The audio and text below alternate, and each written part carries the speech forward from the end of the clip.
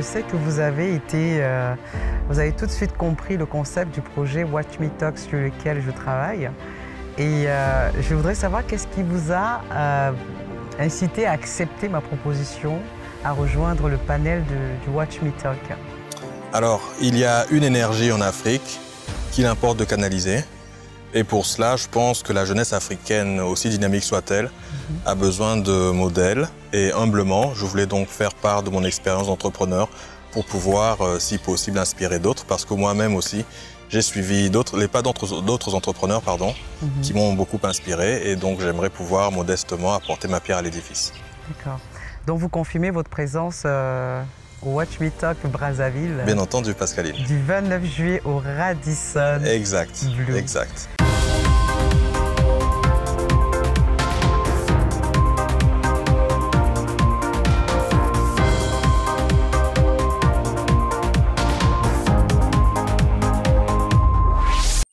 Salut à tous, c'est Pascaline Kamokwe. Bienvenue dans notre émission Watch Me Talk, l'interview.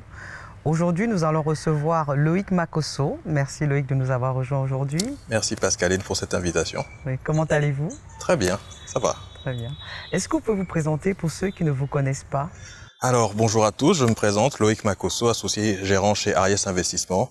Alors, Ariès est une banque d'affaires et nous conseillons nos clients dans la structuration et le financement de leurs investissements en Afrique. Nous le faisons depuis quelques années déjà, sur la place de Brazzaville et dans d'autres pays africains. Oui. Et vous êtes localisé où? À Brazzaville même. Nous sommes à Brazzaville et nous rayonnons aujourd'hui sur l'Afrique centrale et voire même au-delà. Donc, voilà.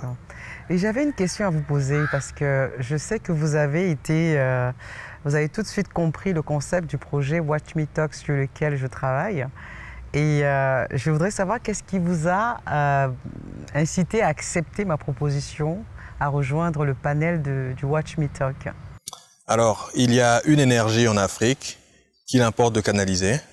Et pour cela, je pense que la jeunesse africaine, aussi dynamique soit-elle, a besoin de modèles. Et humblement, je voulais donc faire part de mon expérience d'entrepreneur pour pouvoir, si possible, inspirer d'autres. Parce que moi-même aussi, j'ai suivi les pas d'autres entrepreneurs qui m'ont beaucoup inspiré. Et donc, j'aimerais pouvoir modestement apporter ma pierre à l'édifice. D'accord. Donc, vous confirmez votre présence au Watch Me Talk Brazzaville. Bien entendu, Pascaline. Du 29 juillet au Radisson. Exact, Blu. exact. Et votre thème, parce que c'est un thème qui m'interpelle, parce que dans son thème, il parle d'audace. De vision d'abord. De vision, oui d'abord. Il y a un ordre. Ah oui, il y a un ordre. Hein. Okay, ben je vais vous laisser parler de votre thème. Vision, audace et travail. D'accord. Alors pourquoi j'ai choisi ce thème? Parce que c'est ma propre histoire, tout simplement. Moi, je me visualise, je me vois en tant qu'entrepreneur depuis l'âge de 15 ans. D'accord. Et avec le recul, je réalise que tout ce que j'ai fait depuis l'âge de 15 ans rentrait dans le cadre de ce projet entrepreneurial. Donc j'ai eu la vision. Et ensuite, une fois qu'on a la vision, lorsqu'elle est plus ou moins précise, il faut maintenant se jeter à l'eau. Alors, on est dans un environnement complexe, hein. Je crois que le mot est bien choisi, exactement. Où on n'a pas forcément de filet de sécurité. Et à ce moment-là, il faut faire preuve d'audace pour pouvoir se jeter à l'eau, pour savoir quelle est la température de l'eau, parce que si on ne saute pas, on ne saura pas si elle est froide ou chaude. Ouais. Donc l'audace, c'est à ce niveau-là, c'est-à-dire partir de la vision, un concept théorique, et en faire une réalité. Et ensuite, lorsqu'on a fait ce pas-là, il faut maintenant tenir dans la durée. Cela nécessite de réaliser des efforts constants et permanents, qui prennent la forme d'un travail, travail qui peut être multiforme, mais il faut travailler. Donc vous avez la vision. L'audace, c'est lorsqu'on prend la décision, et ensuite le travail qui rassemble tous les efforts que l'on doit accomplir pour justement réaliser la vision que l'on a. D'accord. Et si on s'attardait sur la vision, parce que la vision, pour certaines personnes, ça peut paraître assez confus, parce qu'on va parler de vision. Par exemple, moi, j'utilise le tableau de visualisation pour arriver à imaginer ce que je désire avoir. Ben, pour ceux qui nous écoutent et qui ne comprennent pas, en fait, la grandeur du mot vision, qu'est-ce que vous mettez derrière vision? Est-ce que c'est j'imagine ce que j'ai envie de devenir et derrière, je mets des mots? Est-ce que je rédige ce que je veux atteindre? Vous mettez quoi derrière vision? Alors, la vision, c'est un ensemble de choses. Ça a d'abord commencé par un rêve. Un rêve. Et lorsqu'on fait ce rêve, on se dit, mais je suis fou d'avoir ce rêve-là. C'est pas possible. C'est un rêve fou. C'est la vision. Et ensuite, quand vous faites ce rêve-là, en ce qui me concerne, j'ai commencé à écrire. J'ai écrit ce que je voulais faire. D'accord. Même si au départ, je n'étais pas forcément convaincu de ce que je faisais, je l'ai écrit quand même. Je l'ai écrit, je l'ai fait relire par un ami. Ensuite, j'ai regardé ce qui se faisait ailleurs, dans d'autres pays d'Afrique notamment. J'ai regardé et à partir de là, je me suis dit, tiens, mais on pourrait faire la même chose au Congo, ou en tout cas dans la zone où je me trouve. Et donc à partir de là, j'ai commencé à me perfectionner. Ça a commencé par déjà apprendre l'anglais, lire des livres sur le sujet que je souhaitais développer, mais également aussi avoir une expérience professionnelle pour avoir la légitimité, la crédibilité dans ce que l'on souhaite faire par la suite. Donc c'est ce que j'ai fait. Et donc quand je vous parle du travail que j'ai eu à réaliser depuis mes 15 ans, mais ça rassemble toutes ces actions-là qui, collées les unes après les autres, m'ont permis d'arriver là où je suis aujourd'hui. D'accord, super. Et ce que vous avez dit aussi concernant le travail, Oui. parce que tout le monde va dire, mais on travaille tous. Mais de quoi est-ce qu'il parle? On parle de travail, mais je me lève, je vais au travail, je suis un entrepreneur, je me lève, je travaille. Qu'est-ce qui va différencier en fait? Parce que là, vous avez parlé de ces 3 thèmes qui font partie des clés qui sont considérés comme des clés de succès. Bon, au niveau du travail, quelle est la distinction qu'on pourra faire entre tous ceux qui travaillent en fait? Alors moi, je parle souvent de ce que j'appelle le triptyque de la réussite. C'est un travail spirituel d'abord, mental et physique. Spirituel, nous avons des croyances, nous avons certains lisent la Bible, d'autres lisent le Coran, etc. Bref, donc il faut faire ce travail-là, parce que lorsque vous lisez par exemple la Bible, je ne dirais pas que je la connais parfaitement, mais vous trouvez des choses, des versets, des textes qui vous donnent envie d'avancer. Mais il faut faire ce travail de lecture de la Bible là d'abord. Donc il y a ce travail spirituel là, pour justement renforcer sa foi et avoir la foi, la confiance en ses capacités. C'est le chemin que moi j'ai choisi de faire. D'autres peuvent faire autre chose. Je ne dis pas que ce que je dis est une vérité absolue. Ensuite, il y a le travail mental. Il faut se convaincre que l'on peut réussir. Il faut se répéter tous les jours la vision que l'on a, les objectifs que l'on a, il faut se les répéter. Jusqu'à ce qu'on y croit et que ces objectifs-là fassent partie de vous et qu'ils dirigent toute votre vie. Quand vous avez une vision, et vous réaliserez que tout ce qui fait votre vie rentre dans le cadre de votre vision. Les amis que vous fréquentez, votre partenaire de vie, les lectures que vous lisez, les choses que vous faites, les personnes à qui vous parlez, tout ça rentre dans la vision. Et tout ce qui n'en fait pas partie ou tout ce qui est inutile, il reste à la périphérie.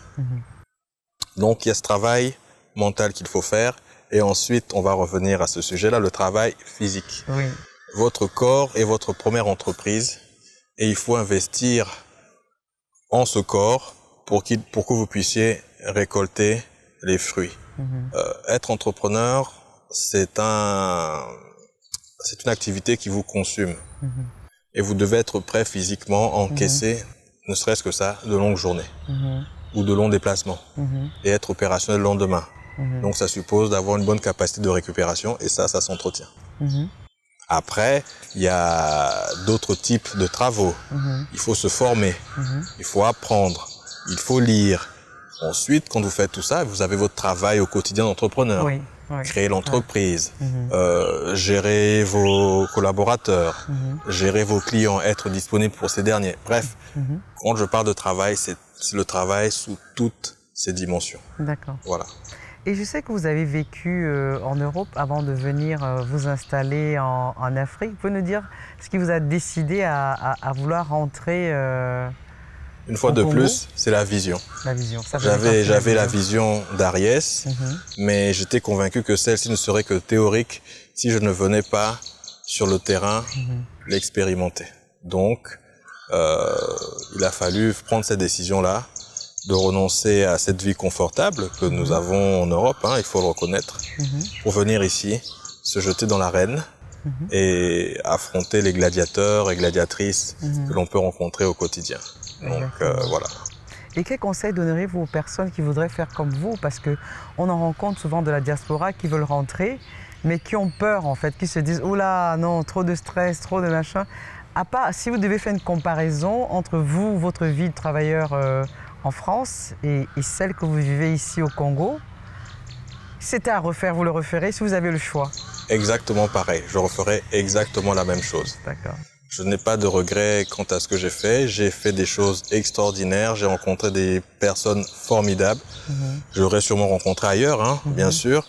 Mais aujourd'hui, si je devais partir demain, je crois que je n'aurais pas de regrets parce que j'ai fait ce que je voulais faire, ce qui me tenait à cœur. Et je crois que c'est ça le plus important dans une vie, de pouvoir vivre sa vie sans avoir de regrets.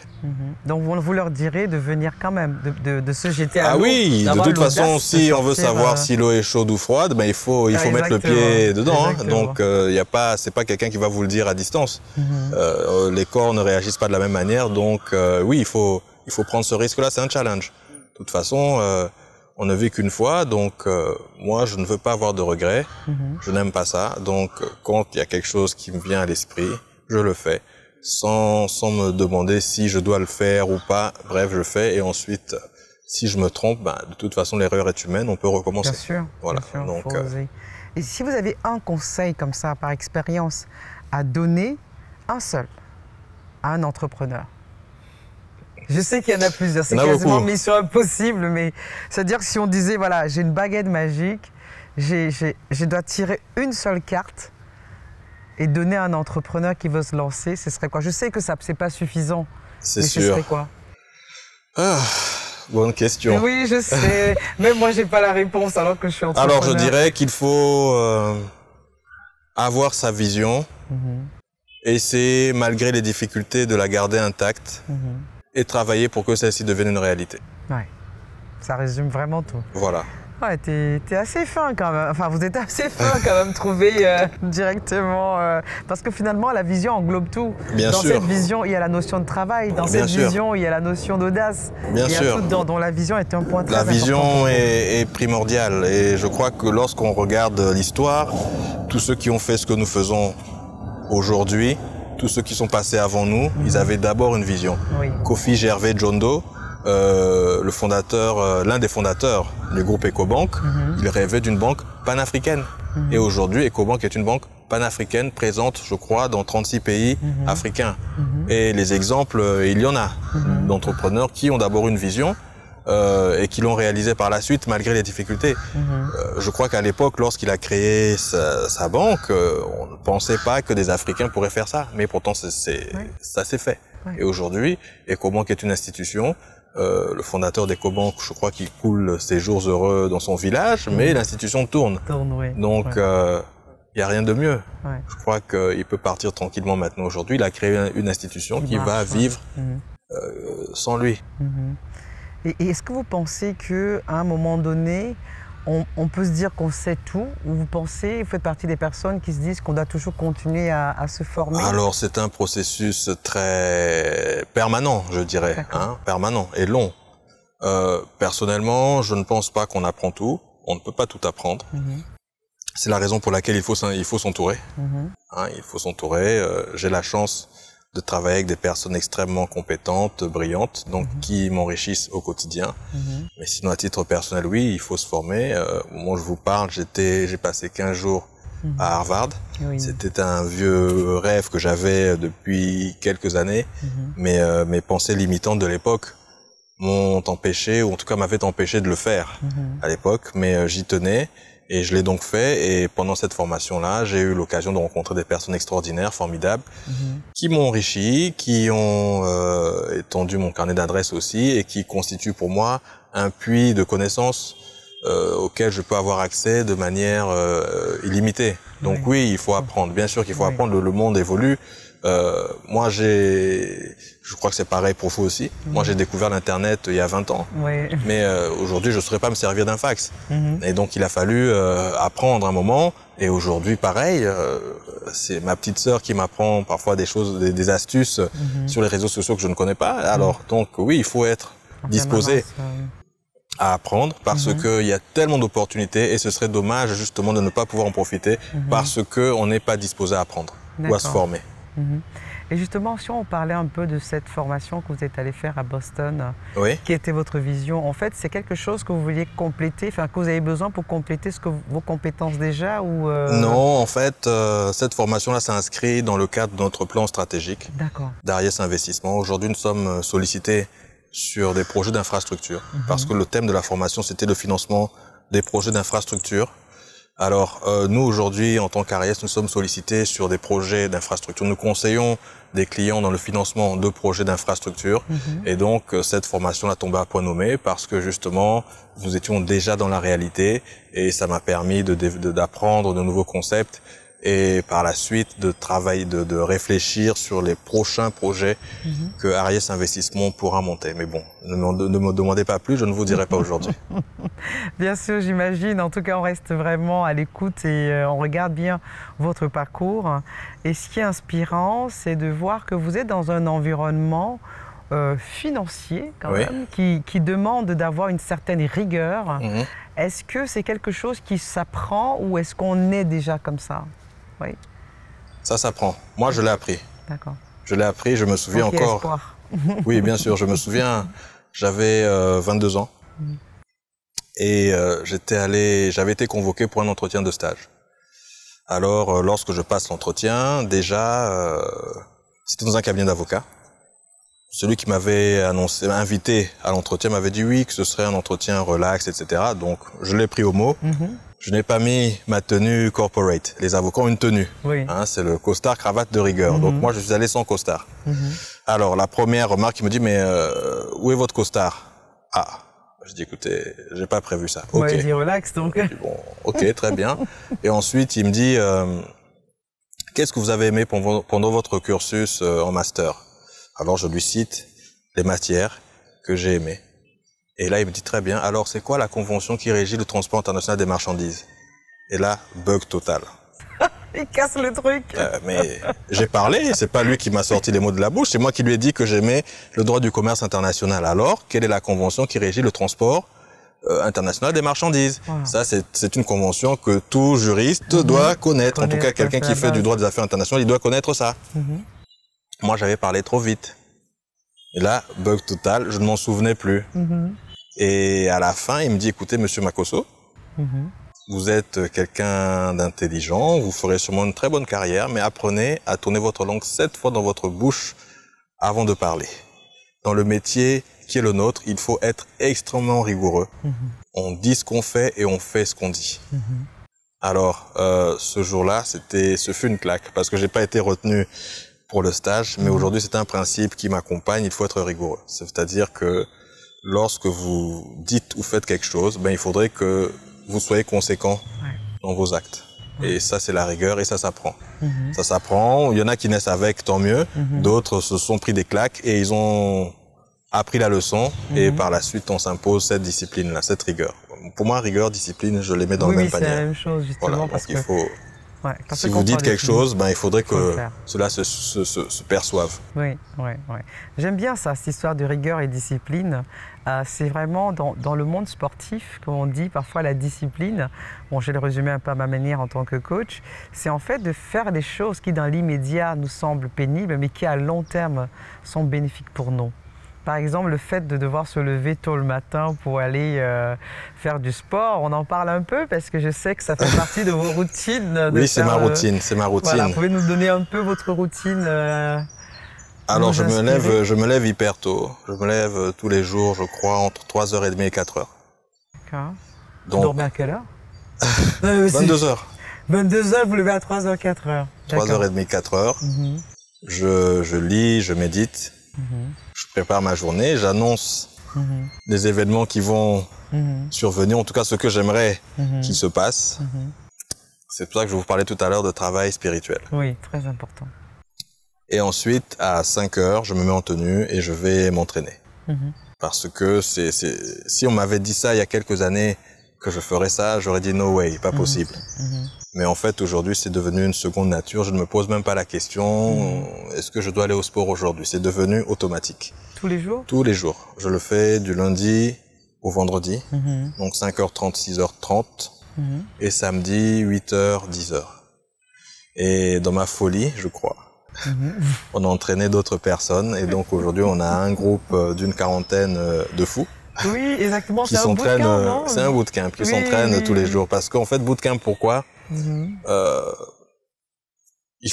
je sais qu'il faut que je fasse du sport et je sais qu'avec mes journées je ne pouvais pas trouver un moment dans la journée pour aller en salle. De toute façon, ça m'ennuie. Alors, j'ai commencé, on l'a fait, on était 3. Au départ, c'était pour avoir la ligne. On appelait ça l'Iboumou Challenge. Le l'Iboumou, c'est le ventre. Le ventre.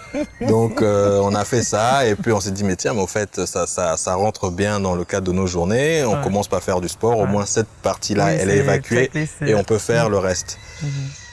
Oui, donc c'est un bootcamp, donc c'est assez intense, mais c'est très bien parce que ça correspond à la mentalité que doit avoir un entrepreneur. Il faut être capable de relever des défis. Et nous, tous les jours, on se lance des défis. Moi, je n'aime pas courir, mais je me suis imposé à le faire et donc j'étais loin d'imaginer qu'un jour je pourrais courir peut-être 30 minutes, 1 heure. Alors, justement, avec le bootcamp, chaque jour, on se rajoute 5 minutes. Tu cours 5 minutes. Ah super, je me sens bien. Tu rajoutes 5 minutes, ça fait 10, 15, 20, 30 et ainsi de suite. Et c'est comme ça qu'on progresse. Pareil dans les exercices que l'on fait. Aujourd'hui, je crois que tout bootcampeur peut faire son pompe, son problème. Quelle que soit sa condition physique, quel que soit son âge. Tout le monde est capable de faire minimum son pompe. Mais ça s'apprend. Ouais, parce que moi, je sais et même pas si je peux en faire 10. Quand vous faites ça, ben vous faites tomber une barrière mentale. Vous faites tomber une barrière mentale et ça veut dire que mais tiens, je peux faire plus dans ma vie au quotidien. Mais en fait, j'avais telle barrière que je m'étais fixée, mais en fait, je peux la dépasser. Et justement, le succès réside dans la confiance en soi, dans les barrières qu'on est capable d'éliminer. Alors, justement, il faut s'imposer des épreuves comme celle-ci pour pour travailler cette confiance-là. Moi, c'est comme ça que je travaille la confiance en moi. Aujourd'hui, je n'ai peur de rien. Il n'y a rien que je ne puisse pas faire. Ce que je ne peux pas faire, c'est ce que je n'imaginerai pas. Ce que je n'imagine pas. Mais sinon, tout le reste, ce que je mets dans ma tête, je vais le faire. Et donc, on rejoint quand même la vision aussi. Donc, finalement, tout est lié. Tout est lié. Tout est lié. Tout est lié. Il faut se donner les outils. Il faut se donner les outils, ça en fait partie. Après, c'est personnel, hein. Je ne dois pas, faudrait pas que vous vous sentiez obligé de le faire, hein. Je pense pas que je ferais comme vous avec le bootcamp là, courir. Mais il y a beaucoup de gens qui disaient ça, et j'ai entendu que vous êtes coach. Oui, alors, mais pas coach sportif. Oui, coach. Un coach, c'est quelqu'un que l'on peut suivre. Un coach, c'est quelqu'un qui donne des lignes directrices. Alors, il faut être capable d'inspirer la confiance. Hein. Je suis sûr que si vous allez dans une salle de gym et que votre coach a le ventre sur le genou, je suis pas sûr que vous travaillez avec lui. On est d'accord, monsieur Alex. Donc, être coach, avant d'être coach sportif ou coach, peu importe, il faut que vous inspiriez la confiance auprès de ceux qui vous écoutent. Il faudrait que vous soyez conséquent. Quand vous dites quelque chose, quand vous dites à quelqu'un de faire quelque chose, il faudrait que vous-même vous l'ayez déjà expérimenté. Exactement. Moi, je ne peux pas vous dire ou à Alex de faire des pompes, de faire 20 pompes, si moi je ne peux pas en faire. Il va me dire, mais attends, qu'est-ce que tu me racontes là? Tu me dis de faire 20 pompes, toi-même tu t'essouffles quand tu en fais 5. Je suis pas crédible du tout. Alors, il faut justement joindre l'acte à la parole. Et ça, c'est une attitude qui se travaille aussi. Vous parlez de rigueur tout à l'heure, c'est ça se travaille. D'accord. Bah écoutez, si vous voulez être des personnes à succès, il vous faut la vision dans l'ordre, l'audace et le travail. Je l'ai dit dans le bon ordre. C'est bien ça. Et après, il y a d'autres qualités qu'il faut rajouter. Si je commence par l'audace, si je commence par le travail, après j'ai l'audace, j'ai la vision, ça marche pas? Non, c'est d'abord avant la vision. Il faut d'abord voir ce que l'on veut faire. Et ensuite, quand vous voyez ce que vous voulez faire, vous entreprenez des actions qui vous emmèneront à la réaliser. Donc, vision. Quand on passe au moment de l'action, c'est faire preuve d'audace parce qu'il il faut vaincre ces croyances limitantes. C'est là qu'intervient l'audace. Une fois que vous avez fait ça, maintenant il faut travailler pour pouvoir soutenir l'effort qu'implique la vision que vous avez. Est-ce que vous avez eu des moments de doute dans votre carrière, votre Bien sûr. Bien sûr, vous savez, je parle souvent de ça, c'est le désert de l'entrepreneur. Dans le désert, vous avez des oasis, mais vous avez surtout des mirages. je crois que les entrepreneurs voient beaucoup plus de mirages que d'oasis. Ouais. Alors, quand vous accumulez les mirages, il est normal que vous doutiez. C'est tout à fait normal. Mais dès lors que vous savez qu'il y a un oasis, quelque part, ben c'est cette croyance-là qu'il y a un oasis qui vous permet d'avancer tous les jours. Souvent, quand j'étais, bon, oui, dans cette période-là, Oui. je me disais toujours, quelle que soit la longueur de la nuit, le jour finit toujours par apparaître. Oui. Alors, Loïc, travaille. Travaille, travaille, travaille. J'ai beaucoup d'histoires hein, que je pourrais vous rencontrer, mais on n'en parlera pas ici. On en parlera le 29 Voilà. juillet. Alors, quelle que soit la longueur de la nuit, le jour finit toujours par apparaître. C'est une loi naturelle. C'est une loi naturelle. Alors, donc oui, quand vous traversez cette période de doute-là, ce qui est normal, hein, c'est tout à fait normal. C'est vous êtes dans un domaine que les gens ne connaissent pas forcément, on ne comprend pas forcément votre valeur ajoutée, etc., etc. Il faut douter parce que ça vous permet de vous poser les bonnes questions et de faire les ajustements nécessaires pour vous améliorer. Voilà. En fait, c'est une phase plus ou moins nécessaire. C'est comme des personnes qui disent que, en fait, ils sont, enfin, je dirais pas jusqu'à dire heureux, mais ils remercient les échecs qu'ils ont rencontrés. Parce que c'est la meilleure école, finalement.